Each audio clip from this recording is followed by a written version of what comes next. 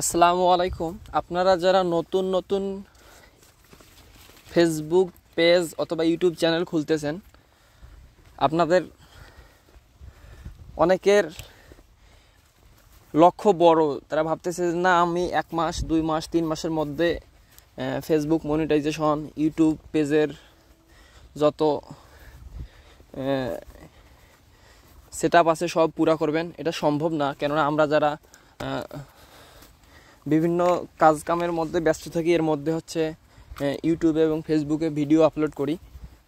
তো আমাদের একটা জিনিস মাথায় রাখতে হবে যে আমরা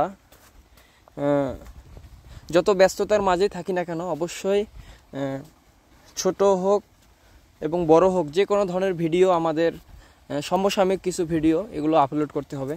তাহলে দেখা যাবে কি হয়, আমাদের পেজটা হচ্ছে রানিং থাকে এবং কন্টিনিউ যদি ভিডিও আপলোড করা যায় তাহলে ফেসবুক পেজ এবং ইউটিউব চ্যানেলের জন্য অনেক অনেক উপকার আসে। আমি দেখছি যে আমি প্রতিনিয়ত ছোট হোক বড় হোক ভিডিও কন্টিনিউ করে আপলোড করে যাচ্ছি। তো এখান থেকে আমার ভিউ 1000 2000 এরকম আমার অল্প অল্প ভিউ আসে, কারণ আমার সাবস্ক্রাইবার এত বেশি না, খুব কম। আসসালামু আলাইকুম।